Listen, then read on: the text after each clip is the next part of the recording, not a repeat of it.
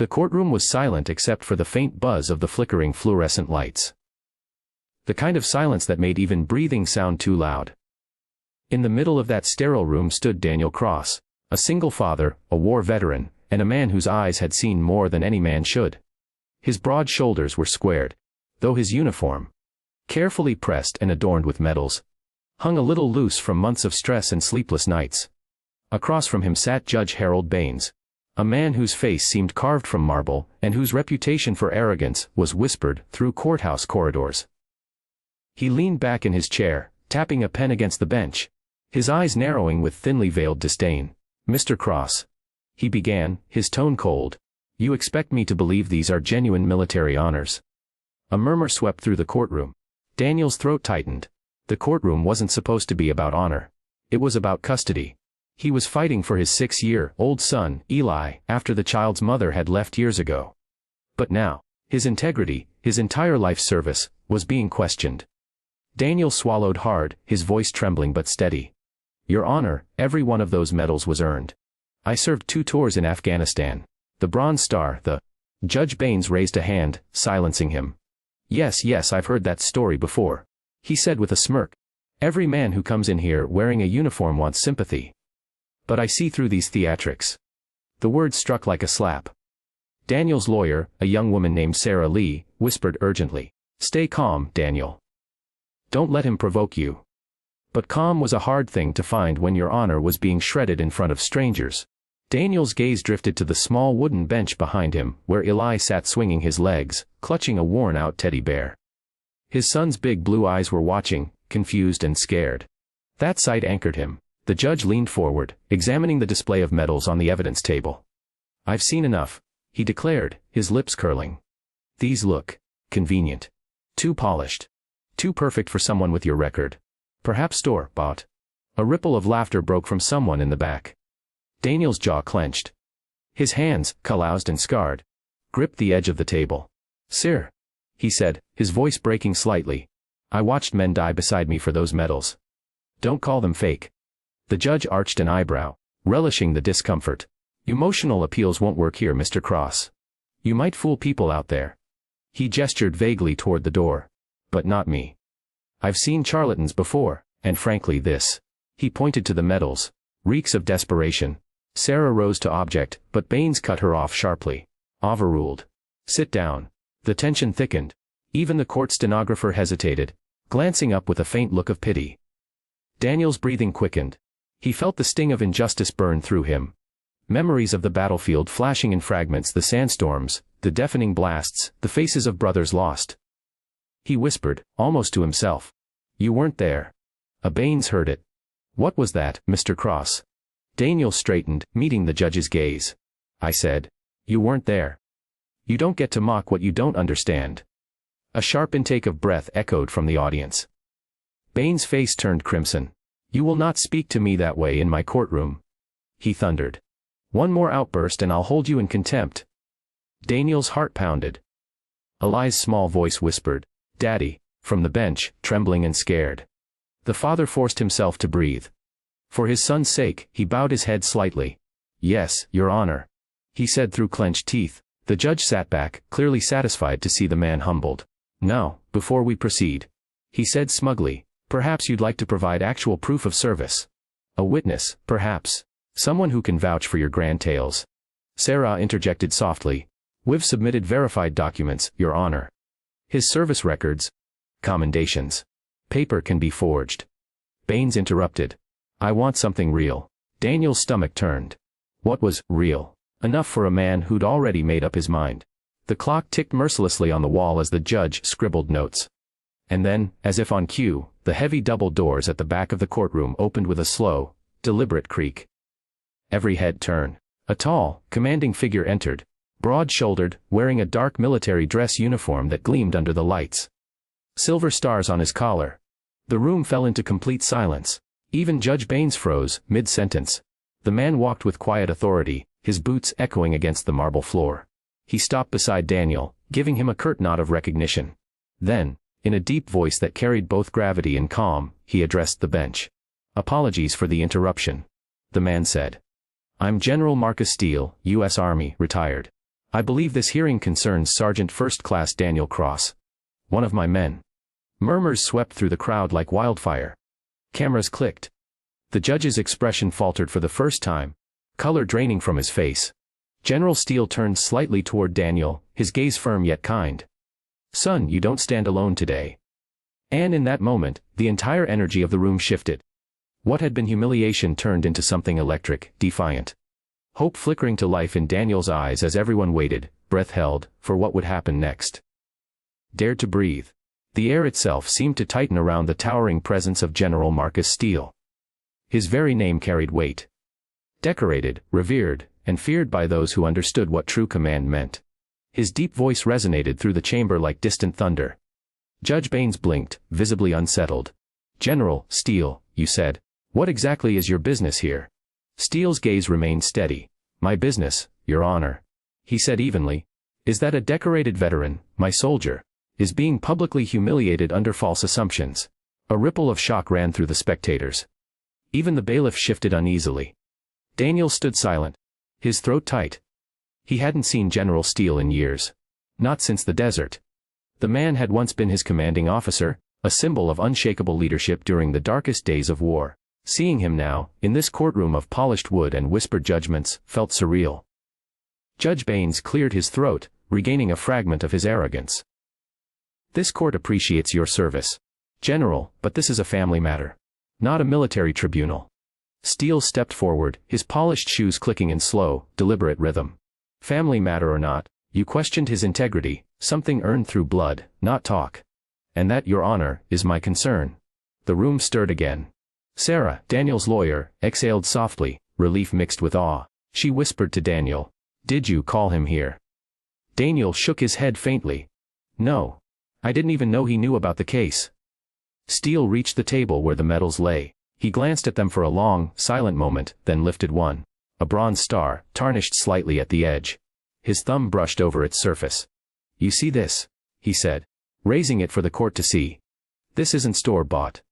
This was pinned on him by my own hand, in a makeshift ceremony outside Kandahar after he dragged 2 wounded men out of a burning convoy."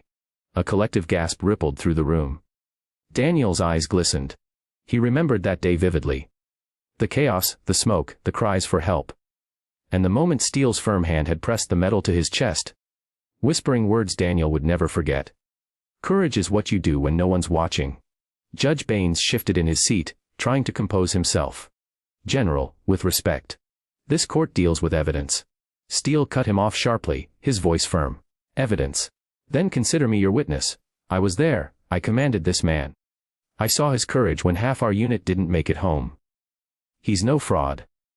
The silence that followed was thick with tension and awe. Even the reporters in the back had stopped scribbling. Baines's lips twitched, his pride stinging. "General, while your testimony is impressive, it's irrelevant to the question of custody. Mr. Cross's behavior and stability are what concern this court." As Steele turned, his gaze sharp as a blade. "His behavior? You mean his discipline, loyalty, and integrity? The same qualities that kept men alive under fire. If that's your definition of instability, then perhaps this court needs a new dictionary." A faint laugh escaped someone in the gallery. Baines slammed his gavel. "Order. I will have order in my courtroom." The sound of the gavel cracked through the tension, but it no longer commanded respect. It only underscored the judge's loss of control. Steele's expression softened slightly as he turned back to Daniel. "You did good, son," he said quietly. "You shouldn't have to prove who you are." Daniel swallowed hard, emotion welling up in his chest. "Thank you, sir. But I'm not fighting for medals. I'm fighting for my son." Ali, still sitting on the bench, smiled shyly at the general, clutching his bear tighter. Steele noticed and knelt briefly to his level. "Your dad's a hero, kid. Don't let anyone tell you otherwise." The boy nodded, eyes wide. For the first time, the courtroom didn't feel so cold. Baines, however, wasn't finished. "Touching, General. Truly," he said with a sneer. "But sentiment doesn't change facts. Mr. Cross's employment record is inconsistent, his financials unstable. A man who cannot provide shouldn't expect custody, no matter how many war stories he brings." Daniel's head bowed slightly, the truth cut deep. Since returning home, he'd struggled. PTSD, short-term jobs, sleepless nights haunted by memories. He'd tried his best for Eli, but stability had always felt like sand slipping through his fingers. Steele straightened, his jaw tight. Do you even know what these men go through when they return? His tone had shifted.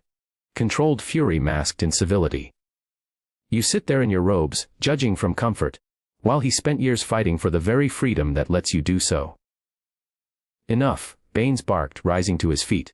I will not be lectured in my own courtroom. The two men, judge and general, stood locked in a silent standoff. Power against principle, ego against honor. Then Steele leaned in just slightly, his voice dropping to a calm, deadly whisper that carried to every corner of the room. Then maybe it's time someone reminded this court what honor actually looks like. A pause. Long and heavy. Sarah glanced nervously between them. The bailiff looked ready to intervene, but something about Steele's calm composure made him hesitate. Daniel took a slow breath. He could feel something shifting, something beyond the argument. An invisible line had been crossed. He looked at the judge and saw, for the first time, uncertainty flicker behind those cold eyes. The general placed the bronze star back down, gently, like a sacred thing. You mock what you don't understand, Your Honor, and that's dangerous. Because men like Daniel Cross don't fight for applause. They fight for people who never even say thank you. Baines's lips parted but no words came. Then, from the back of the courtroom, another voice spoke. A calm, feminine one. If I may, Your Honor, said Lisa Monroe, a representative from the Department of Veterans Affairs. I can confirm certain. Cross's full service record and commendations. The documentation submitted is entirely authentic.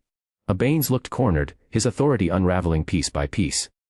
The general gave Daniel a slight nod, a signal of quiet victory. But the fight wasn't over, not by a long shot. As the judge composed himself, his tone turned icy. Very well, he said stiffly. We'll proceed with the custody hearing. But let's remember, we're not here to glorify soldiers. We're here to determine the child's best interest. Steele's jaw tightened again. The storm wasn't done brewing, and as Daniel looked from the judge to his son, he realized. This battle, though fought in a courtroom instead of a desert, might be the hardest one of all. More. Echoing through the hushed courtroom like a drumbeat of arrogance. We'll resume. Judge Baines announced, clearing his throat as if trying to reassert dominance. Mr. Cross. We will now address your ability to provide for the child. Financially, emotionally, and mentally. Heroism doesn't raise a boy. The words stung, sharp and deliberate. Daniel's fists tightened under the table. Sarah, ever composed, whispered, Don't react. Let him dig his own grave. The judge leaned forward, scanning a folder of papers. According to these records, you've changed jobs 5 times in the last 2 years. You currently work part-time as a mechanic, correct? Yes, sir. Daniel said quietly. At Thompson's Auto. It's steady work. Steady. Baines scoffed. It's part-time. Hardly stability. Tell me, Sergeant Cross, do you really think that's a suitable environment for a child? Daniel hesitated. His pride warred with his pain. He wanted to shout that he'd take any job, do anything, just to keep Eli with him. But words felt weak against the judge's polished disdain. Before he could answer, General Steele spoke up, his deep voice steady. With respect, Your Honor, you're looking at a man who's done more for this country than most ever will. If he can rebuild villages in Afghanistan under mortar fire, I'm confident he can raise his own son. The gallery stirred again. Someone clapped softly before the bailiff barked for silence. Baines glared at the general. I won't warn you again about interference. Steele raised an eyebrow. And I won't apologize for speaking truth. The tension was suffocating. Daniel's pulse thudded in his ears. He could feel every eye on him, every whisper. But then his gaze fell upon Eli, swinging his feet, eyes full of innocent trust. That small, quiet face gave him courage. Your Honor, Daniel said, voice trembling but clear. I may not have much, but my son has never gone hungry, never gone unloved. I tuck him in every night. I read him stories, I make sure he's safe, His voice cracked. I fought for years overseas to make sure kids like him could grow up free. All I want now is to be his dad. A silence followed, heavy with emotion. Even the clerk paused typing, her eyes softening. Baines, however, wasn't moved. Touching sentiment, he said dryly, but sentiment doesn't pay the bills. Sarah interjected quickly, Your Honor, if I may. Mr. Cross has also been applying for a full-time position with Veterans Support Services. His military background and mechanical training make him an excellent candidate. We expect confirmation within days. The judge barely looked up. Expecting and having are different things, Ms. Lee. I deal in facts. A Steele's voice dropped low. And yet you dismissed every fact about his service, didn't you? A Baines glared. I will not tolerate your... But before he could finish, a door creaked open at the back of the room. A woman entered. Tall, dressed in a crisp black suit. Her stride was confident but not hurried. She carried an air of quiet authority. Excuse me, she said, her tone polite yet commanding.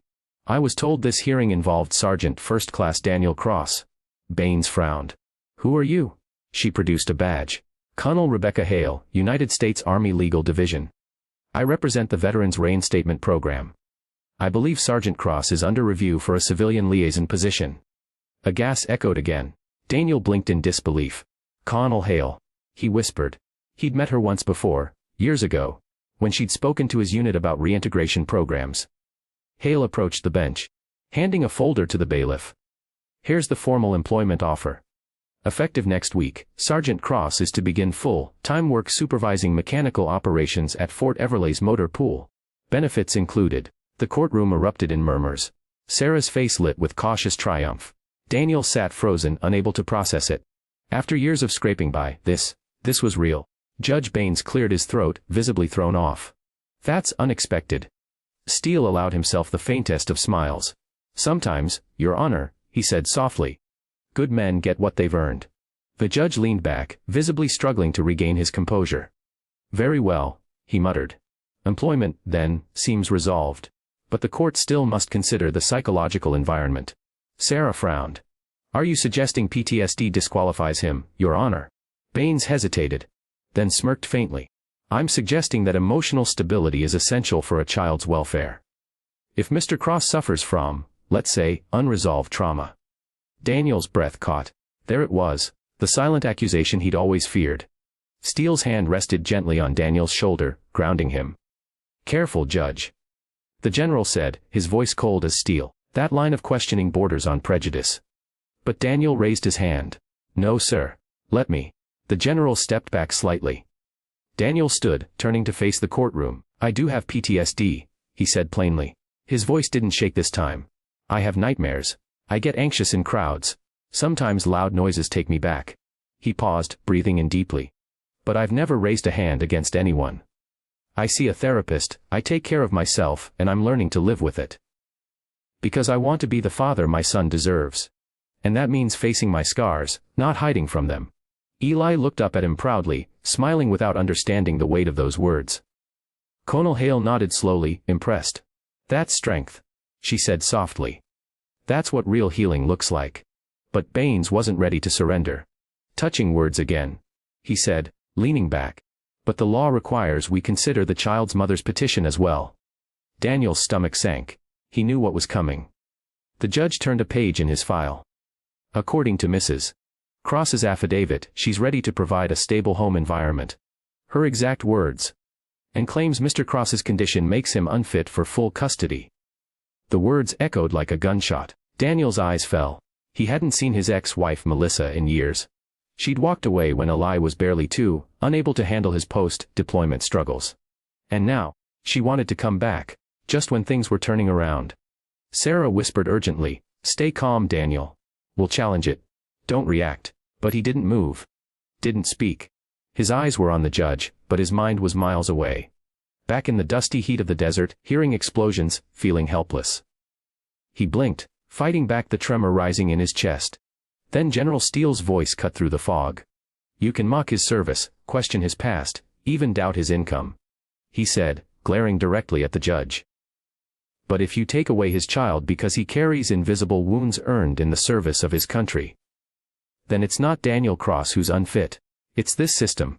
What the gallery erupted in whispers again, louder this time. Cameras flashed.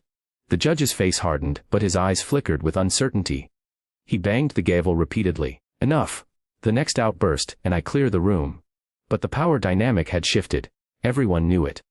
Daniel stood silently beside Steele and Hale, his past and his future united in one moment. Outside, thunder rumbled faintly in the distance, as though nature itself was waiting to see which side of justice would win.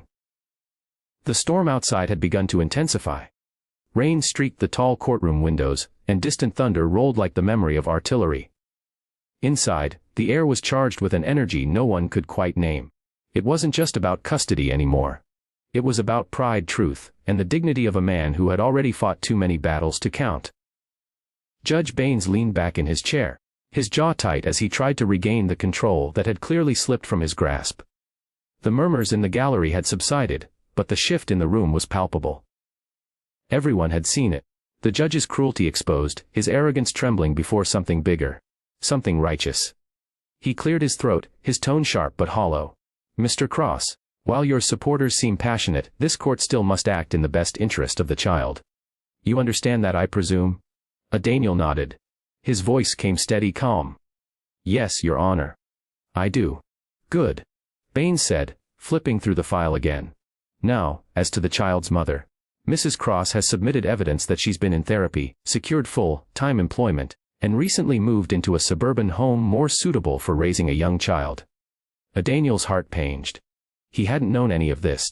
Melissa had been a ghost for so long, a memory blurred by pain and silence. Sarah leaned close, whispering, "What can question her motives, Daniel? But keep your composure." Before he could reply, the doors opened again. And there she was. Melissa Cross stepped into the courtroom, dressed in muted gray, her blonde hair tied neatly back. She looked smaller than he remembered. Tired, but composed. Her eyes, though, darted nervously between Daniel and the judge. The bailiff directed her to the witness stand. Her voice was soft as she took the oath, trembling slightly. "I just want what's best for Eli," she said, glancing toward her son. Daniel's heart twisted. Eli's small face lit up for a moment, uncertain. He whispered, "Mummy." The sound cut Daniel like a blade. He hadn't heard his son say that name in years. Melissa smiled weakly, tears glimmering. "Hi, sweetheart." The judge leaned forward, clearly eager to pivot the narrative. "Mrs. Cross," he said smoothly, "can you tell the court why you believe primary custody should be yours?" She hesitated, her gaze falling. Because I think Eli deserves stability. A home. School friends, not." She swallowed hard. "Not a life built around the memories of war." Daniel closed his eyes, trying to breathe through the pain. He wanted to hate her, but he couldn't. She wasn't cruel, she was afraid. Afraid of the man who'd come home changed, quieter, haunted. Sarah rose. "Mrs. Cross, you left your husband when Eli was 2, correct?" Melissa nodded reluctantly. "Yes. I couldn't handle it back then. And for 4 years. Sarah continued. "You had no contact with either Mr. Cross or your son. Is that accurate?" Tears welled in Melissa's eyes. "I know how that looks. But I wasn't well. I thought I was helping by staying away." Sarah's tone softened. "And what changed now?" Melissa hesitated. The question hung heavy. Finally, she whispered, "I saw the story on local news. How he was fighting for custody alone. And I realized I couldn't keep pretending Eli wasn't my son." The room fell quiet. Even the judge seemed momentarily uncertain. General Steele watched her closely, his expression unreadable. "You left when things were hardest," he said quietly. "And now that he's doing the work to stand tall again, you return. Why now, Mrs. Cross?" Melissa turned toward him, eyes wide. "Because I regret it every day," she said, voice breaking. "I was scared of his pain. Scared of the man he'd become. But he wasn't dangerous, he was just broken. And I was too weak to see that." Daniel looked at her, something flickering behind his eyes. An old love, buried beneath hurt. Baines interjected quickly, sensing the tide turning away from him. "Mrs. Cross, you've made an emotional case. But we need to assess facts. You can provide financial stability, yes." "Yes," she said. "I have a job, and the house is mine. And Mr. Cross cannot, as of now, claim that same stability. So by every legal measure. That's enough." The voice cut through the courtroom like a thunderclap. It was General Steele, standing tall, his medals gleaming in the dim light. "You talk about stability like it's a number on a paper, Judge. But what about character, honor? The kind of love that doesn't vanish when things get hard. General." The judge warned. But Steele didn't stop. "I buried men who'd have given their lives to see their kids again," he continued, voice rising. "And this man, this father, came back from that hellhole to be here, raising his son alone, doing his best every single day. And you call him unstable. You should be thanking him, not tearing him apart." The courtroom erupted in gasps. A few spectators even applauded. Baines's face flushed crimson. "Bailiff, control this room," he barked, slamming the gavel over and over. But no one listened. Steele's words had struck something deep. Something raw and undeniable. Colonel Hale rose then, her calm voice slicing through the noise. Your Honor, perhaps the issue isn't who has more money, but who has earned this child's trust. We've spoken to Eli. We've seen his attachment. He wants to stay with his father. Baines froze. You interviewed the child without the court's authorization. Hale smiled faintly. Under the Veterans Family Support Act, yes. We're authorized to conduct family evaluations for veteran custody cases. You'd know that, of course, if you'd read the amendments passed last year. The color drained from the judge's face. Steele couldn't hide his grin. Daniel looked at Sarah, stunned. Did you know about that? He whispered. She whispered back, smiling, no. But I'm glad she did. The rain outside beat harder, lightning flashing through the tall windows. The judge sat silently, his authority crumbling like sand in a storm. He tapped his pen, staring at the desk, trying to recover his mask. Finally, he said coldly, we'll recess for 15 minutes before I make my ruling. And with that, he rose and disappeared through the chamber door, leaving the room buzzing with tension. Daniel sank into his chair, shaking slightly. Eli ran to him, small arms wrapping around his neck. Daddy, are we going home? Daniel held him close, whispering, I hope so, buddy. I hope so. General Steele rested a firm hand on Daniel's shoulder. No matter what happens, son, you've already won something today. You stood your ground. With honor. Daniel nodded weakly. But deep inside, he knew this wasn't over yet. He'd been in enough battles to know. The final strike always came when you least expected it. And as thunder cracked outside and the judge's chambers remained eerily silent, a gnawing thought whispered in Daniel's mind. This war isn't done. The courtroom lights hummed softly in the emptiness. The recess had emptied most of the benches. People stepping out into the rain to whisper about what they'd just witnessed. But Daniel sat still, his son asleep in his lap, his calloused hand resting protectively on the boy's shoulder.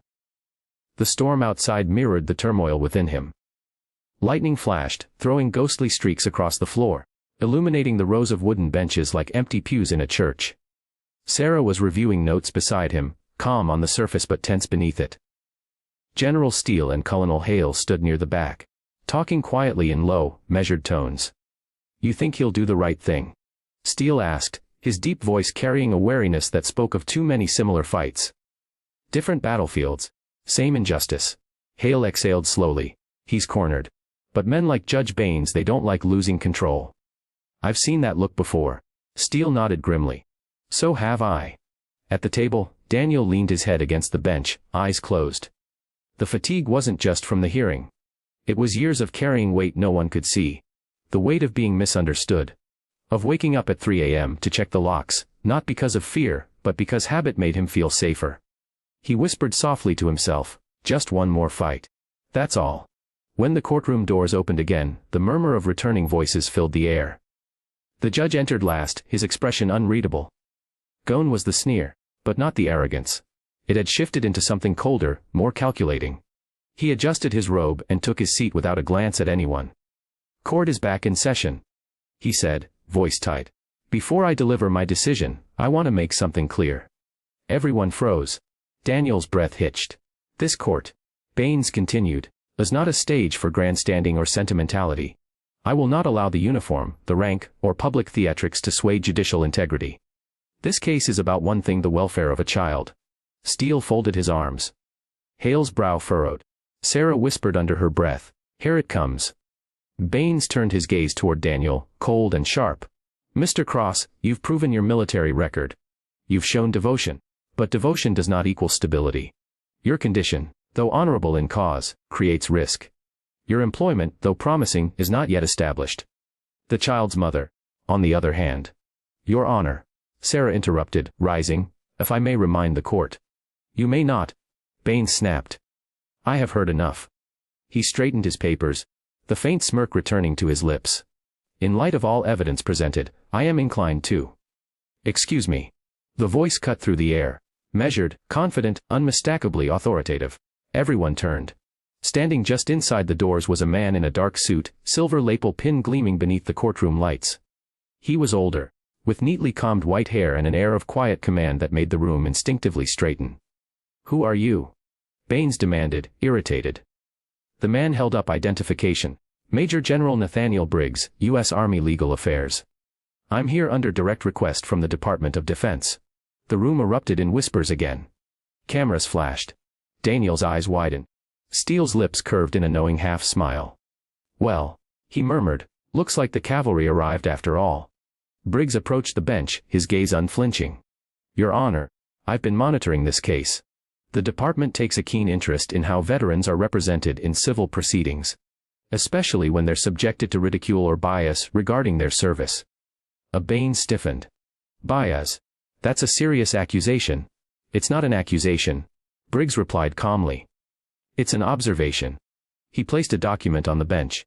This transcript will show that your remarks towards Sergeant Cross violated judicial neutrality standards under the Veterans Protection Act, Section 12B. Gasps filled the courtroom. The judge's face drained of color. Furthermore, Briggs continued, his voice steady as a soldier's march, your conduct, mocking military decorations and implying fraud, may constitute grounds for disciplinary review. I suggest you tread carefully with your ruling.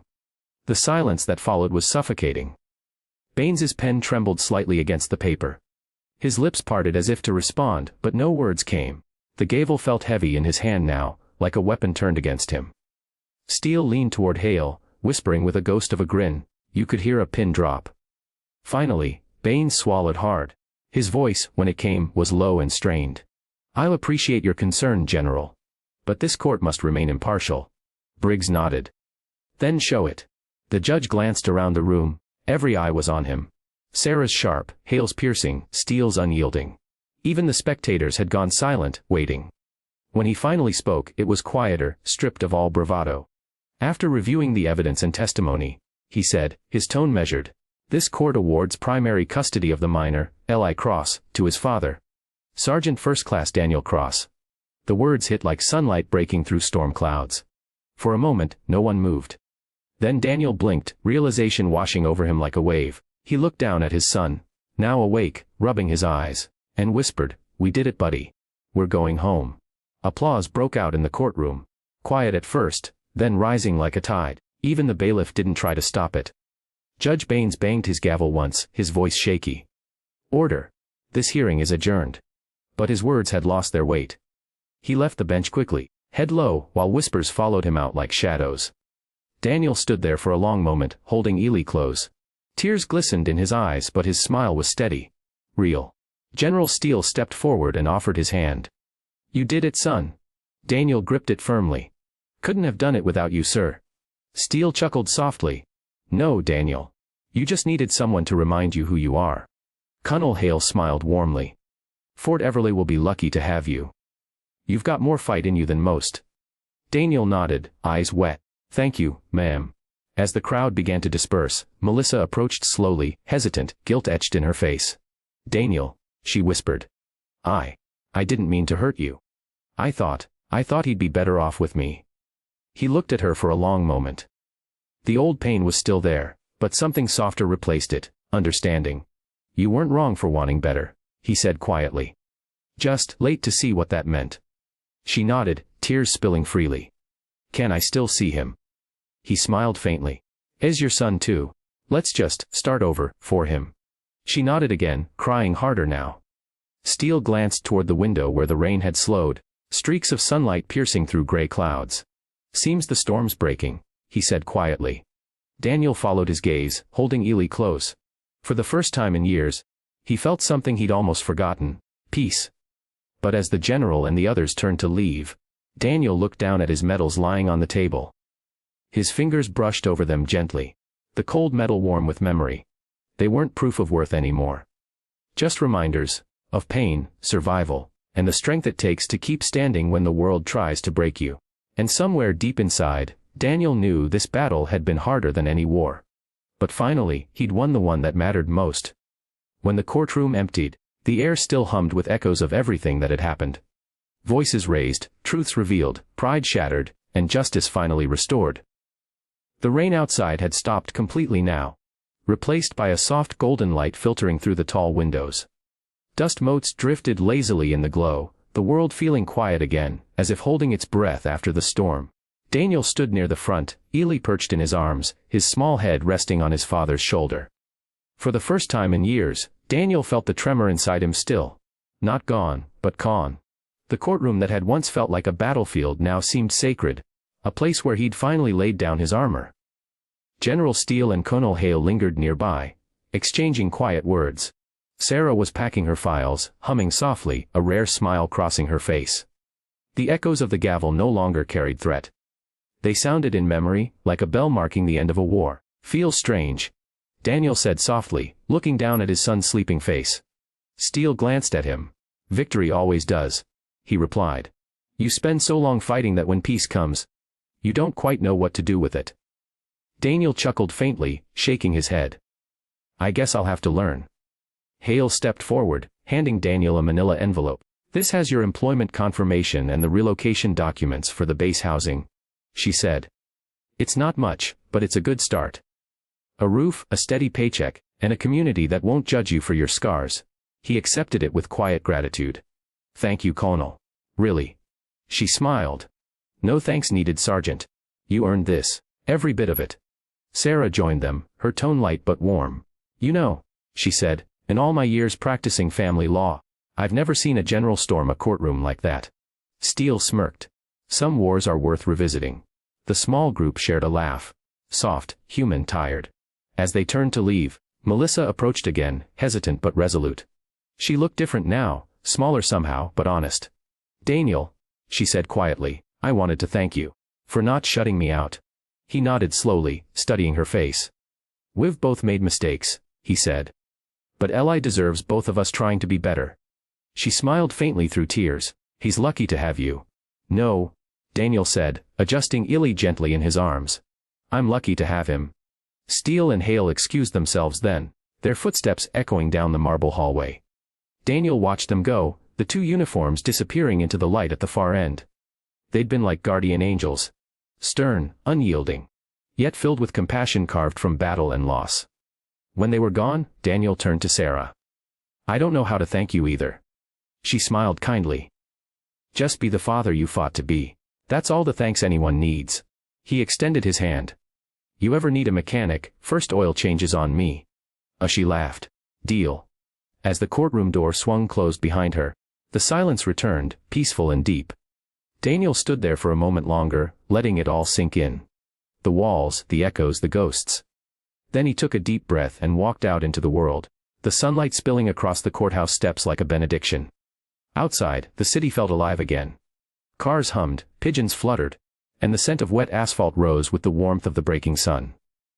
Eli stirred, blinking sleepily. "Daddy, we're going home now." Daniel smiled, brushing his son's hair back gently. "Kiddo, we're finally going home." They started down the steps slowly. Melissa followed a few paces behind, watching them. Quiet, unsure but hopeful. Halfway down, a voice called out, "Sergeant Cross." Daniel turned. General Steele stood at the bottom of the courthouse steps, the sunlight gleaming off his medals. "One last thing," the old soldier said, stepping closer. He pulled something from his coat pocket. A folded, slightly worn letter. "This came from command a while back," Steele said. "It's a commendation. One you never received because your unit disbanded before the ceremony. I thought you might like to have it." Daniel unfolded the paper carefully. His breath caught. It was a letter of citation, for bravery and service above and beyond the call of duty. Signed by the Secretary of the Army. The words blurred as tears welled in his eyes. "I don't deserve this," he whispered. Steele smiled faintly. "You've been saying that your whole life. Maybe it's time you stopped." Daniel folded the letter again and tucked it carefully into his jacket pocket. He saluted the general, slowly, sincerely, the gesture trembling but proud. Steele returned it, eyes soft. "Take care of your boy, Sergeant. That's the mission now." "I will, sir," Daniel said, his voice thick. As the general turned to leave, Daniel looked up at the sky, blue now, streaked with light, the storm clouds gone. He exhaled, feeling the weight of years lift off his chest. Eli tugged at his sleeve. "Daddy, can we go to the park? The one with the swings?" Daniel chuckled. "Yeah, we've got time now." They walked toward the parking lot together, the little boy's hand tucked safely into his father's. The medals on Daniel's chest clinked softly as he moved. Not as symbols of what he'd done, but reminders of who he was. As they reached the car, Melissa approached quietly. "Daniel," she said softly, "you were right. About everything. He's happiest with you. He smiled gently. Then maybe we both start over. For him. She nodded, a small tear sliding down her cheek. For him. Daniel helped Eli into the car seat, fastening the straps with the careful precision of a man who understood how fragile life could be. Then he got in, started the engine, and sat for a moment, staring at his reflection in the rearview mirror. The tired soldier was still there, but there was something new in his eyes. Peace. As they drove away, the courthouse faded in the distance, replaced by the warmth of sunlight breaking through clouds. In the backseat, Eli hummed softly, the tune barely audible. "What's that song, buddy?" Daniel asked, glancing back. "It's the one you used to sing when I was scared," Eli said sleepily. Daniel smiled, his eyes wet. "Yeah, I remember." He hummed the melody quietly with his son, the sound mingling with the rhythm of the road, the soft whisper of wind through the cracked window. And in that moment, simple, fleeting, yet eternal, Daniel Cross realized that all the battles, all the pain, all the humiliation had led him here. Not to glory, not to revenge, but to something far greater: peace, purpose, and the right to hold his son without fear of losing him again. As the car disappeared down the sunlit road, the camera of imagination might have lingered on the courthouse steps. Empty now, except for one gleaming medal left behind, forgotten on the stone railing. The wind lifted it gently, catching the light as it fell. A symbol not of war, but of the quiet victory of a man who had finally come home.